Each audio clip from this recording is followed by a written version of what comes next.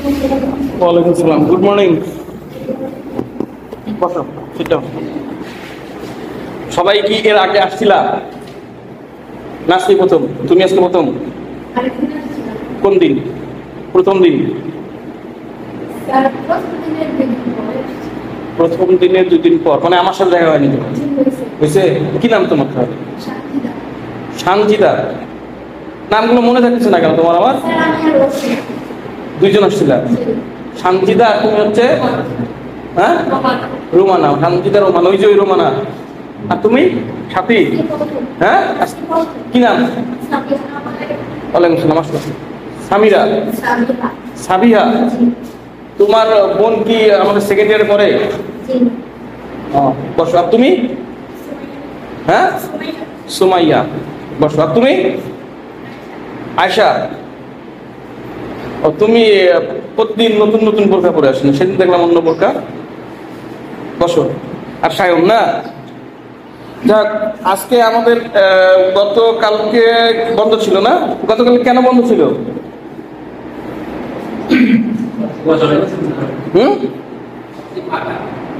Second year আসে নাই? গতকাল ছিল জন্মাষ্টমী নাকি? তুমি কি মুসলিম না হিন্দু? হিন্দু। কালকে তো রাতে পূজা অর্চনা হয়েছে নাকি? আর এখানে তোমাদের তো অন্য কেউ ই নাই না, সবাই মুসলিম। যাক, এটা হচ্ছে হিন্দুদের হচ্ছে কার এটা জন্মদিন? কৃষ্ণের জন্মদিন। আর কৃষ্ণকে জানো সায়ন?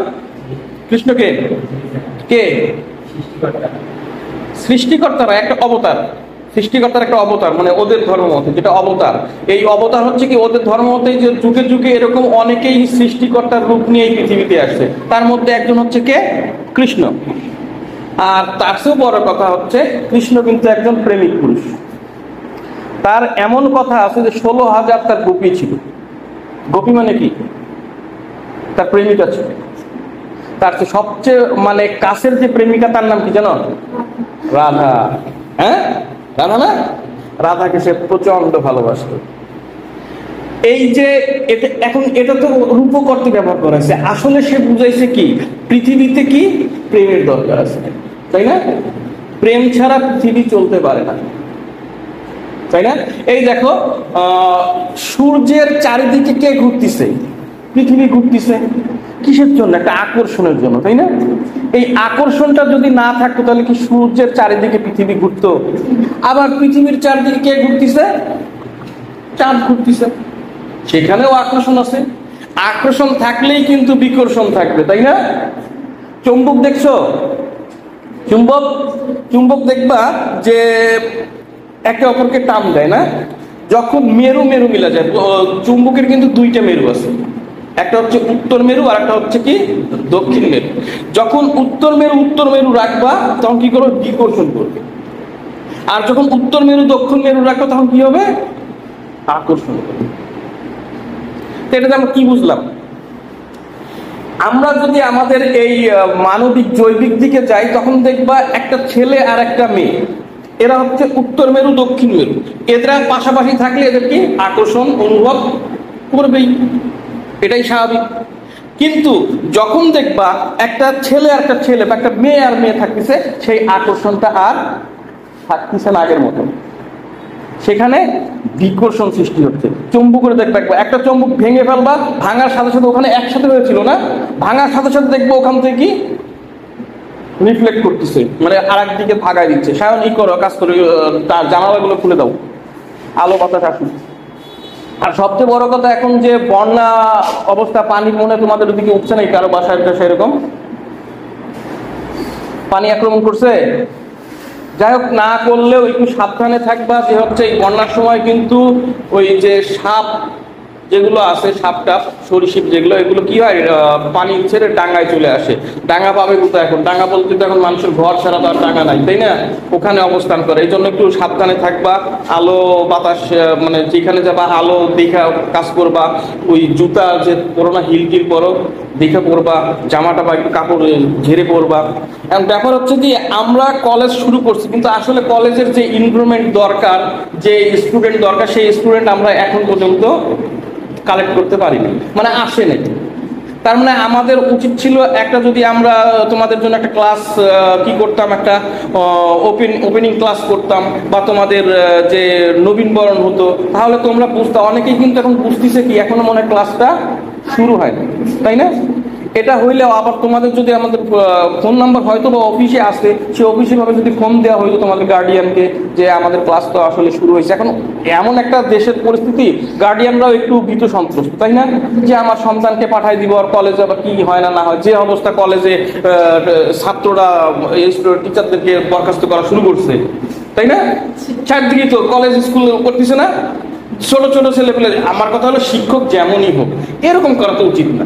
একটা হচ্ছে তার যদি অন্যায় থাকে, তার উদ্যতন যে আছে, এখন তো টিওনো বরাবর একটা অ্যাপ্লিকেশন করুক যে আমরা এই শিক্ষক এই দুর্নীতিতে সংযুক্ত, তাই না?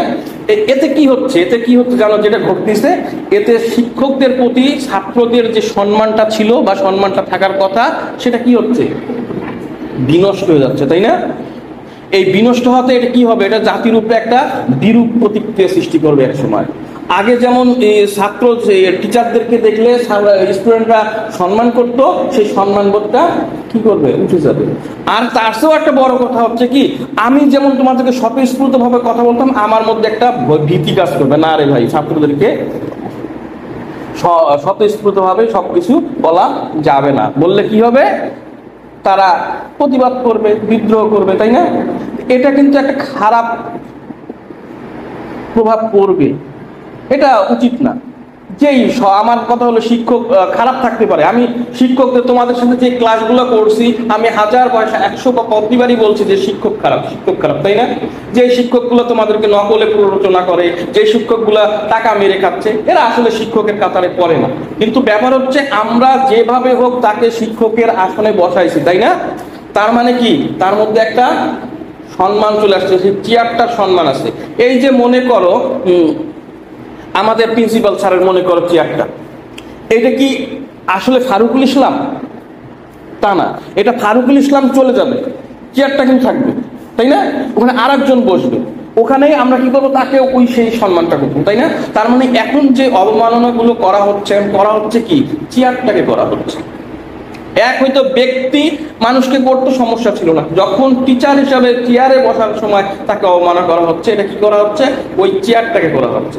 আর এটা এক সময় যে আমাদের আইন শৃঙ্খলা আছে, আমরা একটা ইসলাম ধর্মে একটা কথা আছে না, সবচেয়ে বড় আদালত কোনটা, বিবেক। তো এই আদালতে কিন্তু কি হচ্ছে, এই আদালতে এখন করাপশন ঢুকে যাচ্ছে, এই আদালতে এখন অন্যায় ঢুকে যাচ্ছে। আর এই আদালতে যখন অন্যায় ঢুকবে, এই আদালতে যখন দুর্নীতি ঢুকবে, তখন কিন্তু আর নিয়ম শৃঙ্খলা মানার মতো মানুষ থাকবে না। এটা আমাদের প্রতিহত করা উচিত। হয়তো দেখা যাবে কি, জানি না, আমি আসলে এইসব কি বলবো, আমার ভালো লাগতেছে না, যেগুলো ঘটতেছে এগুলো আমার মোটেও আমার সাথে যাচ্ছে না। একটা হচ্ছে কি, সঠিক একটা পন্থা আছে যে তোমরা যদি স্টুডেন্ট চাও, স্টুডেন্ট পাওয়ার হচ্ছে সবচেয়ে বড় পাওয়ার, তাই না?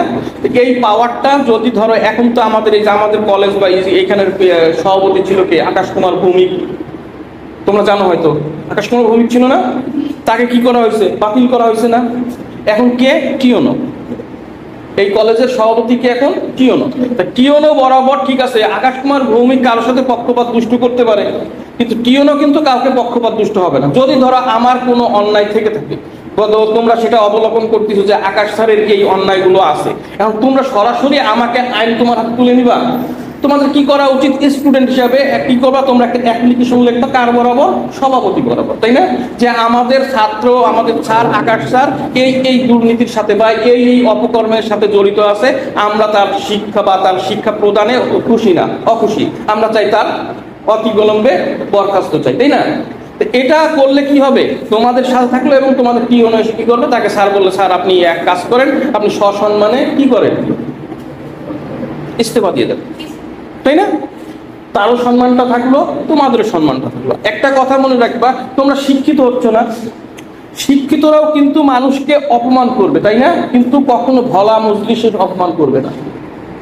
তোমাকে ধর, তোমার সাথে আমার একটা গন্ডগোল আছে, আমি কি করবো, তোমাকে ডাইকে নিয়ে যাবো, ওখানে যাওয়ার পর তোমাকে একটা থাপ্পড় মারবো, তুমি এটা করছো কেন, তোমার এটা করা উচিত হয় না। তার মানে তোমার এখানে কিন্তু ঠিক থাকলো। আর যারা মূর্খ, এরা কি করবে, তোমার এই ভরা মজলিসে তোমাকে অপমান করবে।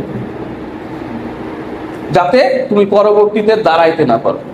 কিন্তু প্রত্যেকটা মানুষের যখন মানুষের একটা সম্মান ভেঙে যায় না, মানে সামাজিকতার যে সম্মান ভেঙে যায়, সেই মানুষটা কিন্তু আর মনে করো সে কি আর বাইসে আছে? এই যে টিচার গুলো যারা এইভাবে সেটাকে বাইসে আছে, তারা শুধু নিঃশ্বাস নিচ্ছে একটা এই জগতে, তারা হচ্ছে কি জীবন্ত মৃত্যু হয়ে এখন ঘুরতেছে। তারা স্টুডেন্টের সাথে না পারতেছে চোখ দেখাইতে, চোখ দিয়ে উঁচু কথায় গলা বলতে, না পারতেছে তার পরিবারের সাথে ভালোভাবে কথা বলতে, না পারতেছে তার যে সমাজ মেনটেন করতে, তাই না? এই যে মানুষগুলো মারা কি মানে তাকে মেরে ফেলাই কি মারা? দেখো আত্মার মৃত্যু হয় কিন্তু কেউ আমরা অবলোকন করি না, তাই না? কিন্তু দেহের মৃত্যু হইলে আমরা অবলোকন করি, তাই না? হাই উতাস করি। কিন্তু দেখবা এই তোমরা এখনো বুঝবা না, কেবল তোমরা এসএসসি পাস করে আসলা, এখনো মানুষের আবেগের কথা সেটা বুঝবা না যে আত্মাটা কিভাবে মানুষের মারা যায়। আমরা আজকে যদি পড়তাম, আমার পড়ার কথা ছিল যে যদি পড়তাম তাহলে আমরা অপরিচিতা গল্প পড়তাম, অপরিচিতা গল্প বলতাম। সেখানে একজন ছিল, মেয়ের নাম ছিল কল্যাণী। আমরা এখানে দেখো একটা ক লয়জফলা আকার 9 দীর্ঘের নি, তাই না? লেখো তো খাতায়।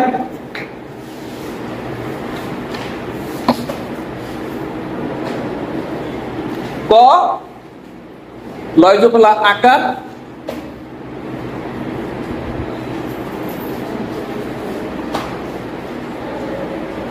লিখছো?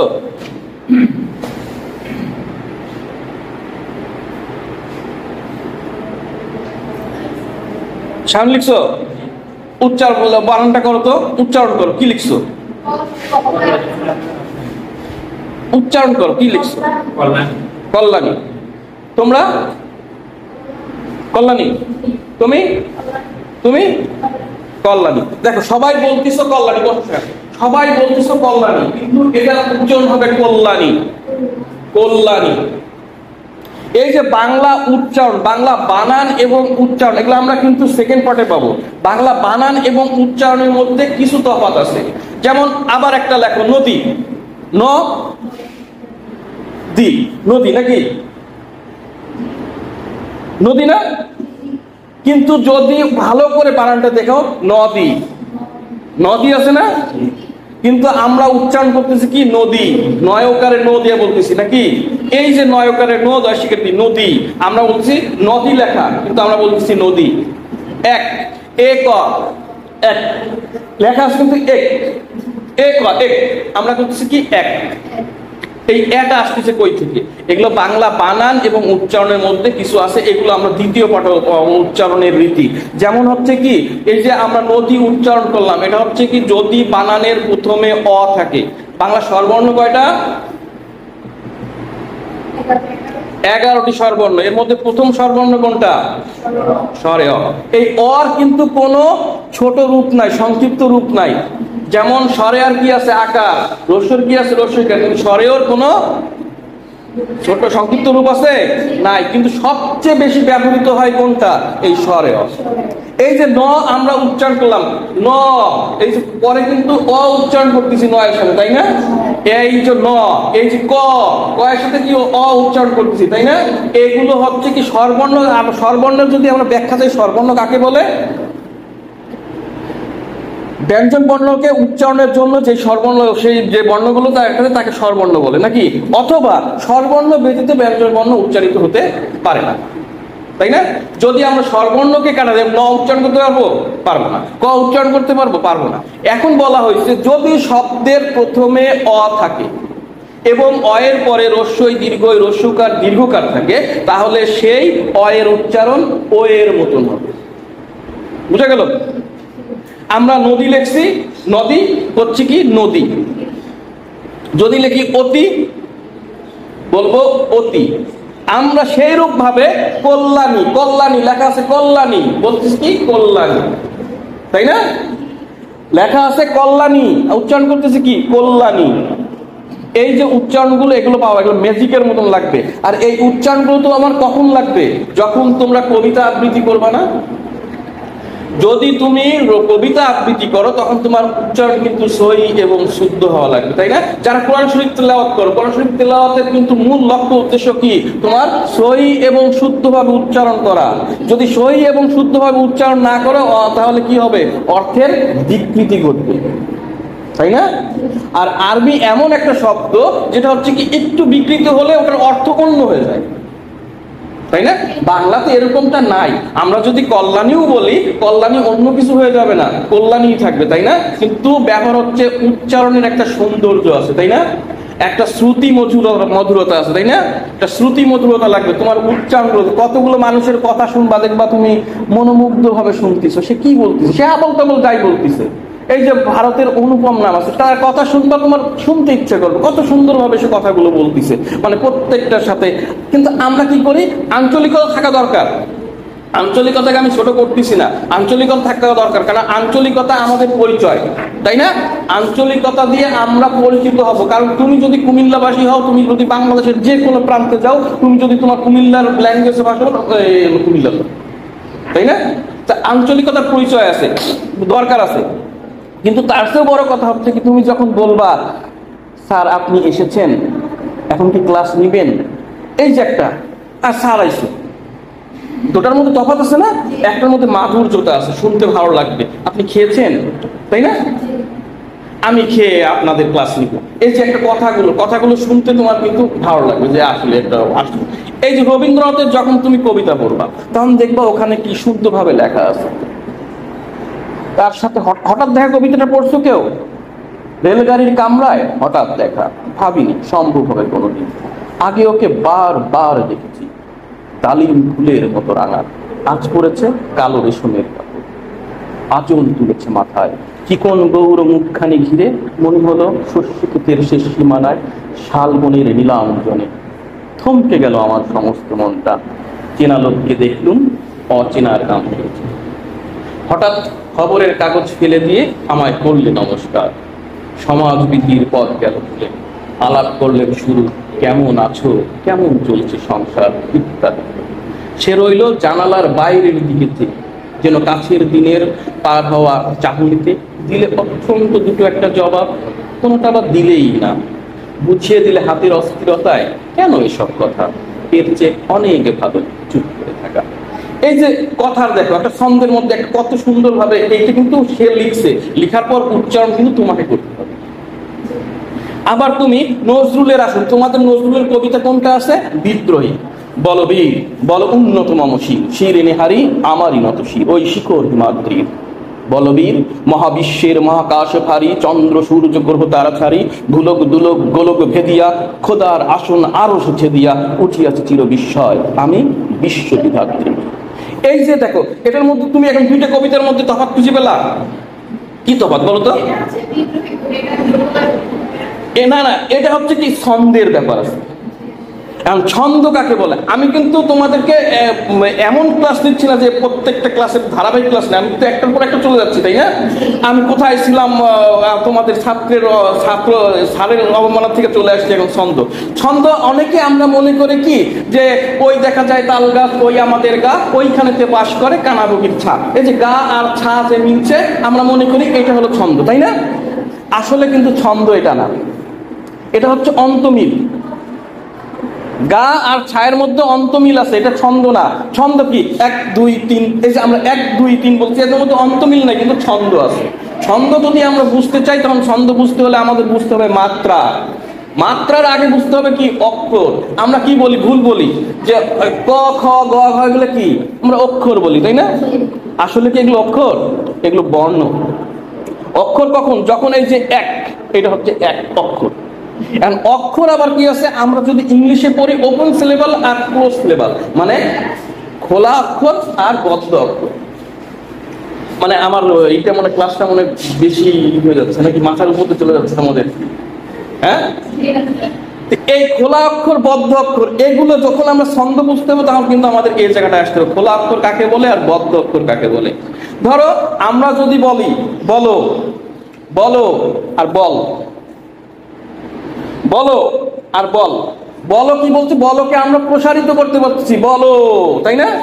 আর বল, এটা কিন্তু আর আমরা প্রসারিত করতে পারতেছি না, এক জায়গাটা এসে থেমে যাচ্ছি, তাই না? এটা হচ্ছে বদ্ধ অক্ষর। আর বলো, এটা হচ্ছে কি ওপেন কিউ। ক্লাস হচ্ছে, ডোনেশন নাই আমার কাছে। তার তোমরা কি ডোনেশন আনছো? তোমাদের চাঁদা শেষ হয়েছে না? এটা প্রক্রিয়া সেদিন যে আসলো, ওই পাশে জিলানি আসলো, ওরা নিয়ে গেল। আমাদের ছাত্রী কয়জন আছে দেখো, এই আছে কেউ আনছো কিছু দেওয়ার মতন? থাকলে দাও।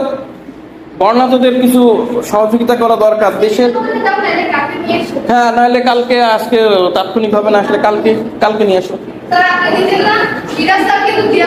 কত? 50টি টাকাই আমার কাছে নাই। 50টি টাকাই আমার কাছে নাই। নাই কেন? এটা করতে পারে না। আমি আসি কোথায়? এটা সাইক্লোন সেন্টার না? যারা বন্যা দুর্গত তারা থাকে সাইক্লোন সেন্টারে। তার মানে আমি কোথায় আছি? সাইক্লোন সেন্টারে আছি, আমি বন্যা দুর্গত, তাই না? যাই হোক, আমরা কোথায় ছিলাম? ক্লাসের মধ্যে ইন্টারাপ্ট করলে ক্লাস নষ্ট হয়ে যায়। আমরা ছন্দ ছিলাম। তাহলে আমাদের ছন্দ বুঝতে হলে আমাদের বুঝতে হবে সিলেবাল বা অক্ষর, তাই না? এটা কোনটা বদ্ধ অক্ষর আর কোনটা খোলা অক্ষর। বাংলা ছন্দ কত প্রকার জানো?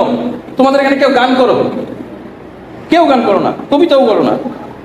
আচ্ছা, তুমি করো? তোমার তো কবিতা করার কথা, এজন্যই বললাম। কবিতা যদি করো তাহলে বাংলা আমাদের ছন্দ বোঝা লাগবে। বাংলা ছন্দ হচ্ছে কত প্রকার? 3 প্রকার। এক হচ্ছে কি বলো আচ্ছা, কি কি ছন্দ আছে? এই ছন্দগুলো না পড়লে তুমি কিন্তু কবিতা আবৃত্তিতে তোমার ভালো হবে না। একটা হচ্ছে কি মাত্রাবৃত্ত, অক্ষরবৃত্ত, তাই না? মাত্রাবৃত্ত, অক্ষরবৃত্ত, আর একটা হচ্ছে স্বরবৃত্ত। এই যে আমি বললাম, ওই দেখা যায় তাল গাছ কই আমাদের গা, ওইখানেতে বাস করে কানা কোকিল ছা। এটা কত দ্রুত পড়তেছি, তাই না? এটা স্বরবৃত্ত, এটা ছড়ার কবিতা। আবার যখন বলছি বলো বীর, বলো উন্নত মম শির, শির নেহারি আমারই নত শির, ওই শিকর হিমাদ্রি, তাই না? এটা কি অক্ষর? এটা কোন ছন্দ? ছন্দ কত প্রকার বললাম? কি কি? বৃত্ত, মাত্রাবৃত্ত আর স্বরবৃত্ত, তাই না? এই যে এটা হচ্ছে মাত্রাবৃত্ত। মানে মাত্রাবৃত্ত হচ্ছে কি মধ্য লয়, যেখানে আস্তে আস্তে থাকবে। এর চেয়েও গম্ভীর হচ্ছে অক্ষরবৃত্ত। আমি কি ডরাই সখী ভিখারি রাঘবে, আমি কি ডরাই সখী ভিখারি রাঘবে, এটা হচ্ছে অক্ষরবৃত্ত। এটা হচ্ছে তোমাদের কবিতা আছে মনে হয়, বিভীষণের প্রতি মেঘনাদ, মেঘনাথের প্রতি বিভীষণ। বিভীষণকে জানো? আমরা একটা বাংলায় প্রবাদ করি না, ঘরের শত্রু বিভীষণ। এটা কি? এই বিভীষণটা কি?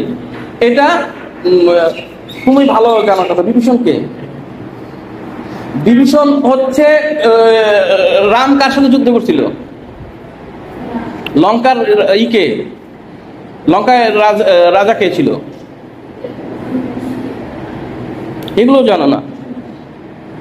ওই যে আগুন দেওয়া পুরায়, প্রতি বছর আগুন দিয়ে পুরায় কাকে? রাবণ ছিল লঙ্কার রাজা।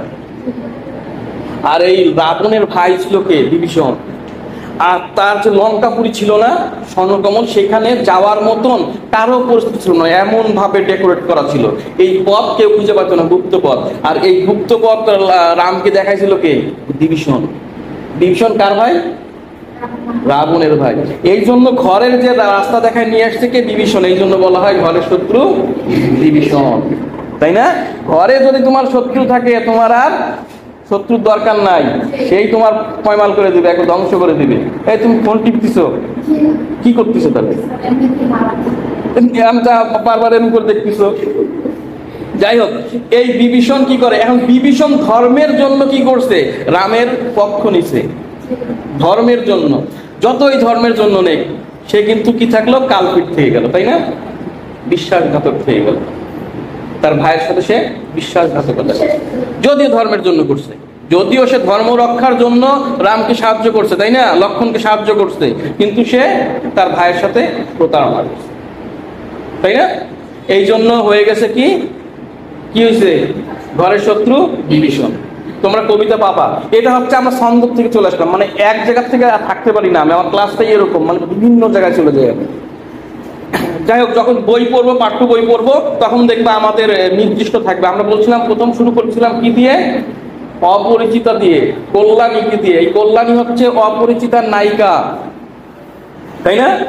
আবার আসি আমরা, এই কল্যাণী হচ্ছে কি, অপরিচিতার নায়িকা, আর এর নায়ক হচ্ছে অনুপম। অনুপমকে কি করে, অনুপমকে বিয়ের আসর থেকে কল্যাণী পাঠায় যায়, সে বিয়ে করবে না। কারণ কি জানো, তোমরা মেয়েদের মধ্যে একটা দেখবা, যতই ছেলে সুদর্শন থাক যাই থাক, তার ব্যক্তিত্ব কেমন, তার ব্যক্তিত্ব ভালো না থাকলে তোমাদের কিন্তু মনোভূত হয় না, তাই না? ব্যক্তিত্ব থাকা লাগবে। আর এই অনুপমের ব্যক্তিত্ব ছিল না, সে ব্যক্তিত্ব শূন্য একটা লোক ছিল। কারণ সে তার ছোটকাল থেকে, সে যখন তার মা বাবার কাছ থেকে, তার বাবা মারা গেছিল, তার মা এবং মামা ছিল, এই দুইজন তাকে খুব আদর করে বড় করছে, কিন্তু তার যে ব্যক্তিত্ব থাকার কথা সেটা ছিল না, সে সবকিছুই তার মামা করত। যখন তার মামা আসলো, তার মামা আবার লোভী প্রকৃতির ছিল। বিয়েতে যে অলংকার দেওয়া হবে, সে অলংকার পরীক্ষা করার জন্য সে শ্যাকরা নিয়ে এসেছিল। শ্যাকরা বুঝো কারা? যারা ওই যে অলংকার পরীক্ষা করে, এদেরকে শ্যাকরা বলে। তো একে নিয়ে আসছিল যে অনুপম, মানে কল্যাণীর বাবা শম্ভুনাথ বাবু যে অলংকারগুলো দিবে, সেগুলো ভালো, খাঁটি না নকল, তাই না, এগুলোর জন্য। তখন ওই শম্ভুনাথ বাবু বলছিল কি, বাবা তোমার মামা তো চাচ্ছে আমার অলংকারগুলো পরীক্ষা করতে, তুমি কি বলো? তখন অনুপম বলছিল, মামা যা বলে তাই করেন, তাই না? এই যে তখন বোঝা গেছে এই ছেলের ডিসিশন নেওয়ার মতন কোনো ক্যাপাবিলিটি নাই, অ্যাবিলিটি নাই। সায়ন বুঝো, ডিসিশন নেওয়ার মতন ক্যাপাবিলিটি নাই, তাই না? নিজস্ব ডিসিশন সে নিতে পারে না, তার ডিসিশন মেকিং খারাপ। তখন শম্ভুনাথ বাবু ছিল ডাক্তার, সে তার মেয়েকে যা বলে, তারা কি করে, এক কাজ করেন আপনারা, খাওয়া দাওয়া করেন, বরযাত্রীকে সুন্দরভাবে খাওয়া দাওয়া করে চলে যান। বিয়ে না, এরকম বিয়ে আমি দিব না, যে ছেলে এরকম থাকবে ব্যক্তিত্বহীন, তার সাথে আমরা বিয়ে দিব। বাংলা সাহিত্যে এরকম এটা প্রথম রবীন্দ্রনাথ দেখাইছে যে একটা মেয়ে কিভাবে বিয়ে ভেঙে দিতে পারে, তাই না, ব্যক্তিত্বের জায়গা থেকে। এই যে এই ব্যক্তিত্বটা এখানে দেখাচ্ছে। এরপরে তোমরা পাবা কি, এরপরে পাবা তোমরা মৃত্যুঞ্জয় কি করছে, তোমাদের ধর্ম হতে যে ব্রাহ্মণ যারা আছে, তারা তো অন্যের ভাত খেতে পারে না, অন্য যে জাত আছে তাদের ভাত খেতে পারে না, তাই না? এটা হচ্ছে কি এদের ধর্মে, একে বলে অন্য পাপ, এটা অনেক বড় পাপ। এই করে কি, মৃত্যুঞ্জয় ব্রাহ্মণ থাকা সত্ত্বেও সে ওই যে সাপুরিয়া যে আছে না, সাপুরিয়া, ওই মেয়ের হাতে ভাত খায়, এটা হচ্ছে তার অন্য পাপ। এবং শেষ পর্যন্ত সে কি হয়, এই তার ধর্মের যে ইটা আছে সেটা ভেঙে কি করে, তাকে সে বিয়ে করে। তো এরকম তোমরা দেখবা। এরপরে তোমরা বাবা নজরুলের আমার পথ, আমার পথে সে বলছে তার একটা গুরু আছে, তার একটা গুরু আছে বা তার একটা শিক্ষক আছে, আর সেটা হচ্ছে সত্য। যদি সত্য কেউ গুরু করে হিসাবে নেয়, তার কিন্তু আর কিছু করার দরকার হয় না। এরপরে তুমি বাবা মানব কল্যাণ, আবুল ফজলের মানব কল্যাণ। মানব কল্যাণে কি বলছে, খুব একটা গুরুত্বপূর্ণ কথা বলছে। এই যে আমরা একটু আগে ত্রাণ দিলাম না, এই ত্রাণ অনুদানকে সে বলছে এগুলো আমরা মনে করি আসলে মানবতা, কিন্তু এগুলো কোনো দিক দিয়েই মানবতা না, এগুলো মানুষকে আরো ছোট করা। কারণ তুমি যখন যাকে কিছু দান করবা, তোমার ভিতর থেকে একটা গ্রাফিটি চলে আসবে, আমি তোকে কিছু দিচ্ছি, তাই না? আর যে নিবে সে তার মন থেকে একটা ছোট হয়ে যাবে, তার কাছ থেকে আমি কিছু পেলাম, তার মানে তার কাছে আমি ছোট হয়ে থাকলাম, তাই না? এই জন্য সে বলছে এগুলো কোনো দিক দিয়েই মানবতা না। মানবতা কোনগুলো, তাকে এমন ভাবে কিছু দান করো যেটা তার আজীবনের জন্য কাজে লেগে যাবে। সে উদাহরণ হিসাবে একটা নিয়ে আসছে, হযরত মুহাম্মদ সাল্লাল্লাহু সাল্লামের কাছে একজন ভিখারি গেছিল ভিক্ষা চাইতে, সে ভিক্ষা দেয়নি, এক কাজ করছে, একটা কুড়াল দিয়ে দিছে, এই কুড়ালটা নাও, এটা নিয়ে তুমি বনে যাও, কাঠ কাটো, কাঠ করে জীবিকা নির্বাহ করো। সে এটাকে বলছে মানব কল্যাণ। আর আমরা মনে করি যে 2-5 টাকা দিলাম, দান করলাম, অনুদান করলাম, এটাই আমাদের মানবতা। সে বলছে, এটা প্রথমেই বলছে এটা ভুল, আমাদের কনসেপ্ট এটা হচ্ছে ভুল। এটা ভুল করতে হবে। তারপরে তোমরা কবিতা পড়তে যাও, কবিতা পাবা সোনার তরী, বিদ্রোহী, তারপরে পাবা, আমরা প্রথম দিন কবিতায় বলছিলাম কি রবীন্দ্রনাথ ঠাকুর, তাই না, কাজী নজরুল ইসলাম, তারপরে রবীন্দ্রনাথ ঠাকুর কি বিশ্বকবি, তাই না, কাজী নজরুল কি, কাজী নজরুল ইসলাম কি বাংলাদেশের জাতীয় কবি এবং বিদ্রোহী কবি, আর জসিমউদ্দিন পল্লী কবি। পড়ো নাই এগুলো? তোমাদের যে এসএসসি পড়ে আসছে, এসএসসি পড়াতে প্রথম বইয়ের গল্পটা কি ছিল? শোভা। শোভা, রবীন্দ্রনাথ ঠাকুরের শোভা। তো এই যে শোভা গল্পটা পড়ার পরে এই শোভা এখানেও কিন্তু আমরা শুরু করবো কল্যাণী দিয়ে, তাই না, রবীন্দ্রনাথ ঠাকুর। তা রবীন্দ্রনাথ ঠাকুর সম্বন্ধে পড়ালেখার দেখো সিস্টেমটা দেখো, তুমি যদি শোভা ভালো করে পড়ে আসতা, যদি পড়ার সাথে সাথে তুমি কি করতা, রবীন্দ্রনাথ ঠাকুরের পাঠ পরিচিতি এবং কবি পরিচিতি দুটোই পড়তা, লেখক পরিচিতি পড়তা না? আর লেখক পরিচিতির মধ্যে কি আসতো? রবীন্দ্রনাথ ঠাকুর এত দেরি কেন? বুঝি নাই, গাড়ি পাওনি? ঠিক আছে বসো, দেরি করবা না, বুঝছো? কলেজে আসলে একটু হাতে সময় নিয়ে চলে আসবে, যাতে 9:30-র মধ্যে পৌঁছাতে পারো। কারণ এই কলেজের প্রাণ হচ্ছে তোমরা, তাই না? যদি স্টুডেন্ট না থাকে কলেজের প্রাণ থাকবে, আমরাও তো সেই রকম উৎসাহ পাবো না। কাকে ক্লাস নেবো? 2-5টা স্টুডেন্টকে কিভাবে ক্লাস নেওয়া যায়? যায়? শাওন, ক্লাস ভরা থাকবে। আমি একটা কথা বলবো, তোমাদের কাছ থেকে একটা কথা আসবে, স্যার এটা বুঝতেছি না, এটা উত্তর। তোমরা তো কেউ কথাই বলে, যে তো মনে হচ্ছে ধ্যানে বসে গেছে, কোনো কথাও বলে না, কিছু বলে না। কথা বলতে হবে তো, তোমাকে ফ্রি হওয়া লাগবে। প্রথমে যেখানে যাবা ফ্রি হইতে হবে প্রথমে, তাই না? ফ্রি হলে তুমি কি বলবা? তোমার ভিতরের আবেগটাকে সহজেই উপস্থাপন করতে পারবা। আর যদি তুমি ফ্রি না হও তাহলে তোমার আবেগটাকে উপস্থাপন করতে পারবা না। আর এই জগতে সবচেয়ে বড় উপস্থাপনটাই হচ্ছে আসল জিনিস। ছবি দেখছো কখনো? ছবি দেখছো? যখন নায়ক দেখো লাখ লাখ মানুষকে মাইরে ফেলায়, কোনো খারাপ লাগে? ভালো হয়েছে, মারুক শালা, দেখো, তাই না? কিন্তু ভিলেন যখন একটা মানুষকে মারে তখন দেখো কি বিষাদ, একটা কি দুঃখ লাগে না? আহারে, মাইরে ফেলে লোকটাকে, তাই না? এটা কারণ কি? এতগুলো মানুষ মারতেছে, কোনো কষ্ট লাগতেছে না, কিন্তু ভিলেন একটা মানুষকে মারতেছে, আমাদের কষ্ট লাগতেছে। কারণ কি? উপস্থাপন। নায়কটাকে উপস্থাপন করছে যে ওদেরকে মারাই উচিত, এইভাবে আমাদের সামনে উপস্থাপন করছে। ভিলেনকে এইভাবেই উপস্থাপন করছে, সে মারা উচিত না, সে অন্যায়ভাবে মারছে, তাই না? এই জন্য উপস্থাপনটা অনেক গুরুত্বপূর্ণ। তুমি কিভাবে উপস্থাপন করতেছো? একটা অ্যাপ্লিকেশন যখন তুমি লিখবা, প্রথমে কিন্তু অ্যাপ্লিকেশন পড়ে কেউ দেখবে না, প্রথমে দেখবে হ্যান্ড রাইটিংটা, তাই না? যে হ্যান্ড রাইটিংটা কেমন, হ্যান্ড রাইটিংটা সুন্দর হলে কি হবে? আমিও এইটা পড়ি তো আগে, তাই না? এজন্য হ্যান্ড রাইটিং উপস্থাপন হচ্ছে সবচেয়ে গুরুত্বপূর্ণ। উপস্থাপন শিখতে হবে। আমি কোথায় কিভাবে উপস্থাপন করব আমার মনের ভাব বা আমার আবদার বা আমার অধিকার, সেটা হচ্ছে গুরুত্বপূর্ণ। তুমি যদি ভালো জিনিসকেও তুমি খারাপ করে ফেলাতে পারবা, খারাপ জিনিসকেও তুমি অনেক ভালোভাবে উপস্থাপন করতে পারবা, সেটা তোমার জানা লাগবে। কোথায় ছিলাম আমরা? উপস্থাপনে আসলাম কই থেকে? হ্যাঁ, শোভা গল্প থেকে না? শোভা গল্প তো অনেক আগে ছেড়ে গেছি মনে হয় আমরা। ওই যে ওদের উপস্থাপন থেকে আসলাম, যেটা হচ্ছে উপস্থাপন আমাদের লাগবে। তোমরা উপস্থাপন কখন হবে? তোমরা যখন ফ্রি হবা, তাই না? যখন তোমরা তোমার মনের ভাবটা সুন্দরভাবে উপস্থাপন করতে পারবা। আর তুমি যদি ভয় ভীতি থাকে তাহলে তুমি উপস্থাপন করতে পারবে না। কি বলছে? সেটাই তো আমি তো চাচ্ছি, তোমাদের মধ্যে যদি ইন্টার কন্ট্যাক্ট না থাকে তাহলে তোমরা ভালো কিছু করতে পারবে না। এই কলেজে কি আসবে? শুধু পড়ালেখার জন্য? পড়ালেখা তো একটা বিরক্তিকর ব্যাপার, আসলে না? পড়ালেখাটা বিরক্তিকর ব্যাপার। আর যখন আমি তোমাদেরকে পড়ালেখার জন্য পড়াই, পর তোমাদের আরো বিরক্ত লাগবে। তারপর কি হবে? তোমরা কলেজে আসা বন্ধ করে। আমার লাইফে দেখো, আমি কলেজে মোটে 1.5 দিন কলেজ করছি, মোটে 1.5 দিন কলেজ করছি। আমি কলেজ পড়ছি কিন্তু খুব সুপ্রতিষ্ঠিত কলেজ, এবং এখন পর্যন্ত বাংলাদেশের যদি র্যাঙ্কিং এ থাকে আমাদের কলেজ ফার্স্ট আছে। সৈয়দপুর সরকারি কলেজ, সৈয়দপুর বিজ্ঞান কলেজ। সেখান থেকে প্রত্যেক বছরে কি হয়, 52 জন 53 জন মেডিকেলে চান্স পায়। তাই ওখানে পড়ার পর, ওখানে কিন্তু এই যে আমরা যতভাবে পড়াই না, আমি তো পড়ছি, এত পড়ার চাপ নাই। পড়ানোটা কি করে? ছাত্রদের উপর ছেড়ে দেয়, ছাত্ররা পড়ুক। আমাদের সরকারি কলেজ তো, আমাদের কলেজে কি হইতো, মানে 12 মাসে 13টা অনুষ্ঠানই হইতো, সাংস্কৃতিক অনুষ্ঠান, এই অনুষ্ঠান সেই অনুষ্ঠান, আর সব কোথাতে পার্টিসিপেট করতো স্টুডেন্টরা। তোমরা মনে করো যে এই কো কারিকুলাম অ্যাক্টিভিটিসে তোমার পড়ালেখার ক্ষতি হবে? আমাদের শিক্ষকরা এখানে মনে করে কো কারিকুলাম পার্টিসিপেট করলে এদের কি হবে, এটা ক্ষতি হবে। আসলে তা না, এটা কি হবে, তোমার মেধার বিকাশ হবে।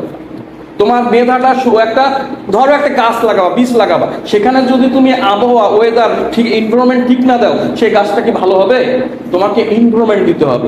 এর জন্য তোমার মস্তিষ্ককে স্ফুরণের জন্য তোমাকে সেই এনভায়রনমেন্টটা দিতে হবে, তোমাকে সেই স্বতঃস্ফূর্ততা দিতে হবে, সেই সহজলভ্যতা দিতে হবে। তুমি যদি আমার সাথে তোমার খোলা মনেই কথা না বলতে পারো, তাহলে তোমাকে কি আমি ঠিক মতন ট্রিটমেন্ট করতে পারবো? কখনোই পারবো না।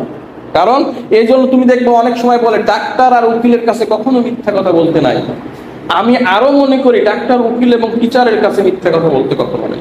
কারণ টিচার তোমাকে পথ দেখাবে, তোমার ভুলগুলো সংশোধন করে দিবে। ডাক্তার কি হবে, যখন রোগ হবে তখন তুমি ডাক্তারের কাছে যাবা, যখন তুমি কোন কেসে পড়বা তখন উকিলের কাছে যাবা। কিন্তু তোমাকে আগে কি বলে, প্রিভেনশন ইজ বেটার দেন কিউর। একটা ইংলিশে আছে না, প্রিভেনশন ইজ বেটার দেন কিউর, মানে প্রতিষেধক অনেক ভালো, মানে চিকিৎসার চেয়ে প্রতিষেধক অনেক। তোমার চিকিৎসার রোগে পড়ার আগেই তোমার কিন্তু প্রতিরোধ করতে হবে, তাই না? আর এই প্রতিরোধটা কে করবে? শিক্ষক। তাই যদি শিক্ষককে তুমি যদি মিথ্যা কথা বলো, তাহলে তোমার কিন্তু এই মিথ্যার জন্য কি করতে হবে, রোগে পড়তে হবে। রোগে না পড়লে কি হবে, কেসে পড়তে হবে। আর কেসে পড়লে কই যাবা, এক যাবে ডাক্তারের কাছে, আর যাবা উকিলের কাছে।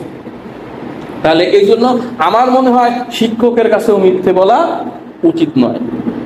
তোমার ভিতরটা, কারণ এইখানে তোমরা কয়জন আছো, 3 3 6 7 8 জন আছো নাকি? 8 জনের যে আছো সবাই কিন্তু এখানে ইউনিক। তাদের চিন্তা ভাবনা, তোমার চিন্তা ভাবনা যেমন এর সাথে মিলবে না, এর চিন্তা ভাবনা এর সাথে মিলবে না, সবাই কিন্তু আলাদা, তাই না? সবাই কি তোমার পড়ালেখায় ভালো হবা? কেউ ভালো হবে, কেউ খারাপ হবে। সবাইকে এখানে গান পারবা, সবাইকে এখানে কবিতা পারবা, সবাইকে এখানে লেখক হইতে লেখা পড়া ভালো লাগবে। সবার কিন্তু আলাদা আলাদা চয়েস আছে, তাই না? সবার আলাদা আলাদা পছন্দ আছে। কেউ চুপ করে থাকতে পছন্দ করে, কেউ কথা বলতে পছন্দ করে, তাই না? কেউ মানুষকে গুতাইতে ভালো লাগে, কেউ আবার কি হচ্ছে চুকলামি করতে ভালো লাগে, তাই না? যে ওটা কিন্তু এরকম হচ্ছে, হ্যাঁ, তাই না? এরকম সবার কিন্তু আলাদা আলাদা টেস্ট আছে। কিন্তু এই টেস্ট গুলো কি হয়, আমরা নষ্ট করে দিতে চাই। টেস্টগুলো নষ্ট করা উচিত না। প্রত্যেকটা মানুষের অনুভূতি আলাদা থাকবে এবং প্রত্যেকটা মানুষই আলাদাভাবে পৃথিবীকে অবলোকন করবে, আলাদাভাবে সবকিছু স্বাদ গ্রহণ করবে। এটা তার ব্যক্তি অধিকার। কিন্তু আমরা কি চাই, সবাইকে তোমরা এক গোয়ালের গরুর মধ্যে ঢুকাতে চাই। এই পড়ালেখা করে সব ভালো হয়। পড়ালেখা করে কি সব ভালো হয়? হয় না। তোমাকে তোমার জায়গায় বড় হতে দিবে। আর এটা কখন হবে, যখন তুমি টিচারের সাথে সত্য কথা বলতে পারবা, ফ্রি ভাবে কথা বলতে পারবা যে এর এই জায়গাটা শখ আছে, তাই না? কিন্তু আমরা আবার শখ সিলেক্ট করতে নিজেরা ভুল করি। সেই কেন ভুল করি, আমরা পরিবেশ দেখি, মানুষকে দেখে, মানুষ কোনটাকে ভালো বলতেছে, আমরা আমার ভিতরে সেটা নাই, তবু আমরা সেদিকে আগ্রহ প্রকাশ করি, অনুকরণ করি। অনুকরণ মানুষের স্বভাবজাত। কারণ অনুকরণ না থাকলে তুমি কথা বলা শিখতে পারতে না, অনুকরণ না থাকলে তুমি হাঁটতেও পারতে না, তাই না? কারণ তুমি যখন জন্মগ্রহণ করছো, তুমি তখন কিচ্ছু জানতে না, তুমি আশেপাশের পরিবেশ দেখে তাদেরকে অনুকরণ করছো, তুমি তোমার পিতা মাতাকে অনুকরণ করছো, তোমার ফ্যামিলিকে অনুকরণ করছো, তাই না? এই অনুকরণটা কি বলা হচ্ছে, পরিবার হচ্ছে সবচেয়ে বড় শিক্ষা প্রতিষ্ঠান, তাই না? মা বাবা হচ্ছে বড় বড় শিক্ষক, তাই না? কারণ কি, তুমি আসা ইন্টারে আসা, তুমি আমার সাথে দেখা হচ্ছে তোমার 6 বছর পরে, তোমার দেখা হচ্ছে প্রাইমারি স্কুলের শিক্ষকের সাথে, তাই না? তারপরে 12 বছর পর দেখা হচ্ছে তোমার হাই স্কুলের টিচারের সাথে, তাই না? তারপরে তোমার 16 বছর বা 14 বছরের পর দেখা হচ্ছে কলেজের টিচারের সাথে। কিন্তু জন্মের সাথে তোমার দেখা হচ্ছে কার? জন্মের সাথে না, জন্মের আগের থেকেই তোমার দেখা হচ্ছে তোমার মায়ের সাথে। আর জন্মের তারও আগের থেকে দেখা হয়ে গেছে তোমার বাবার সাথে। কারণ কি, তোমার বাবার যে জিন আছে, সেই জিনটা তোমার মধ্যে আছে, তার যে স্বভাব আছে, তার যে ভিতর আছে, সেটা তোমার মধ্যে অলরেডি চলে আসছে, তাই না? আর তোমার মার ভিতরে, তুমি যখন মায়ের গর্ভে ছিলা, তোমার মায়ের যে স্বভাব, যে মায়ের কথা বলার স্টাইল, মায়ের সবকিছু তোমার মধ্যে আস্তে আস্তে রোপিত হয়েছে। তার মানে পরবর্তীতে তুমি তাদেরকে অনুকরণ করছো। আর এটা কিন্তু তুমি সচেতন ভাবে নাও না, এই শিক্ষাটা তুমি কখনোই সচেতন ভাবে নাও না, অবচেতন ভাবেই নিচ্ছ, তাই না? সচেতন ভাবে নিচ্ছে যে আমাকে কয়ের পর কওয়া লাগবে এরকম না, যেটা দেখছো সেটা তুমি স্বতঃস্ফূর্ত বলতে বলতে তুমি এখানে চলে আসছো। আর দেখো এটা কিন্তু আনন্দ ছিল, কখন যে তুমি শিখে ফেলেছো তুমি নিজেও জানো না। আর আমরা এত ভালো বলতেছি তোকে এইটা পড়তে হবে, রুটিন করতে হবে, এইভাবে পড়তে হবে, সময় দিতে হবে, পারতেছই না, তাই না? লক্ষ্য করছো যে এটা তুমি এত কথা বলা এত সহজ না। তুমি একটা করো তো, টার্গেট করে একটা ধরো একটা পাখিকে, ময়না পাখিকে কথা বলে, তো তাকে তুমি প্র্যাকটিস করাও তো কতদিন লাগবে তোমার কথা বলানোর জন্য? দীর্ঘদিন লাগবে তাকে কথা বলানো শেখানোর জন্য, তবু সে সবকিছু বলতে পারবে না। আর তুমি এই যে কথা বলা, এটা কি করে ফেলাইছো? রপ্ত করে ফেলাইছো, কোনো কষ্ট ছাড়া। কষ্ট লাগছে তোমার? কোনো কষ্ট ছাড়া তুমি শিখে গেছো, কারণ তুমি ওটাতে এভাবে আমরা যেভাবে জোর দিচ্ছি এটাকে ওইভাবে জোর দেওয়া না, তুমি শিখার দরকার শিখে নিছো, প্রয়োজন ছিল। কি বলা আছে? Necessity is the law of invention, মানে কি? প্রয়োজন সৃষ্টির প্রসূতি বা মাতা, প্রয়োজন ছিল এই জন্য তুমি শিখছো। আর এটাও যখন তুমি প্রয়োজন বলবা যে আমার শিক্ষা করতে হবে, আমাদের প্রথমে বলছিলাম শিক্ষার উদ্দেশ্য লক্ষ্য কি? তোমরা তো ছিলা না মনে হয় না? সায়ন কি? আয়শা? জ্ঞান অর্জন করা। জ্ঞান কি বলছিলাম? জ্ঞান কি? অনুভূতি, উপলব্ধি। তুমি বই শত শত বই পড়লা, মুখস্থ করলা, আর জ্ঞান হয়ে গেল? এটা জ্ঞান না। তুমি বই পড়ার পরে তোমার মধ্যে বইটা সম্পর্কে বা সমাজ সম্পর্কে, মানুষ সম্পর্কে তোমার মধ্যে কি উপলব্ধি হইল, তুমি কি বুঝলা, এটা হচ্ছে জ্ঞান। তুমি বই মুখস্থকে তুমি যদি কোরআন শরীফ মুখস্থ করে ফেলো, তুমি জ্ঞানী না। তুমি যখন ওই কোরআন শরীফের নির্দেশনা, ওই কোরআন শরীফের যেই ডিরেকশন আছে সেটা অ্যাপ্লাই করবা, তোমার মধ্যে ধারণ করবা, এটা হচ্ছে জ্ঞান, তাই না? এটা হচ্ছে জ্ঞান। জ্ঞান কখনোই কোনো না। শয়তানও তো বুদ্ধিমান ছিল, চালাক মানে কি জ্ঞানী না, কিন্তু শয়তানও কিন্তু অনেক বড় বুদ্ধিমান ছিল, কিন্তু সে জ্ঞানের কাজ করছে? সে প্রথমেই বিট্রে করছে, তার বিধাতার সাথে বিট্রে করছে, করলাম না, তাই না? এই বিট্রেটা কখনোই জ্ঞানীদের মধ্যে থাকবে না। বিট্রে করা যাবে, তুমি কখনো অন্যায়ের পক্ষ নিবা না, কখনো মিথ্যার পক্ষ নিবা না। আমার কি ক্লাস শেষ?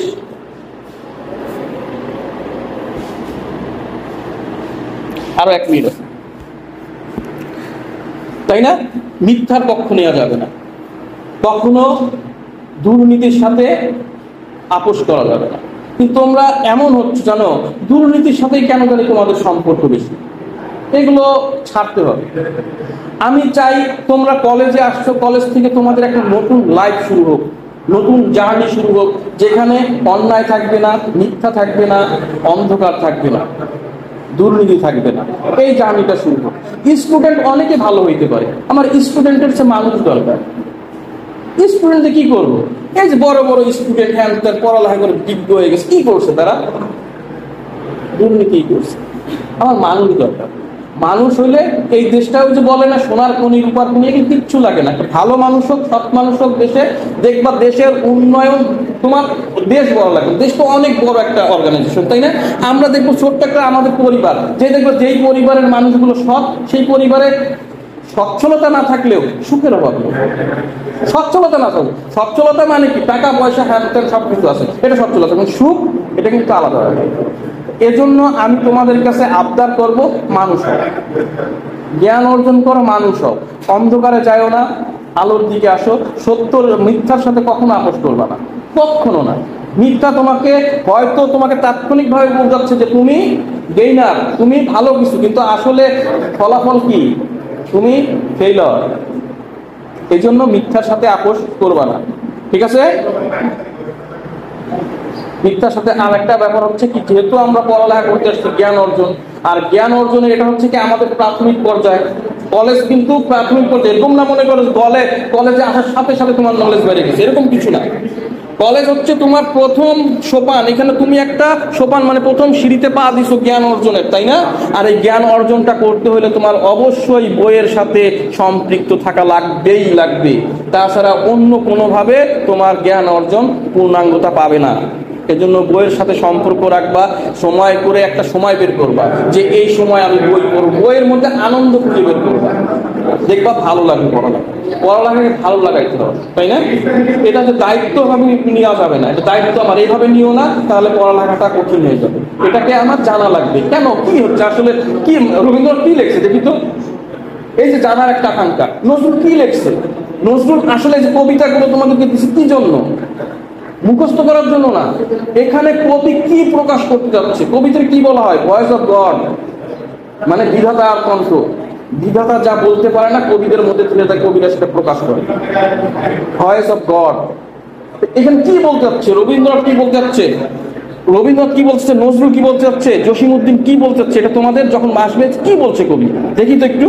এই যে জানার আকাঙ্ক্ষা, আমি প্রথমে বলছিলাম কি করতে হবে, প্রত্যেকটা সেন্টেন্সের সাথে শেষে কি লাগাইতে হবে? হোয়াই, কেন। এই যে আমি এত কথা বললাম কেন, স্যার এত কথা বললো কেন, আমরাই বা শুনলাম কেন।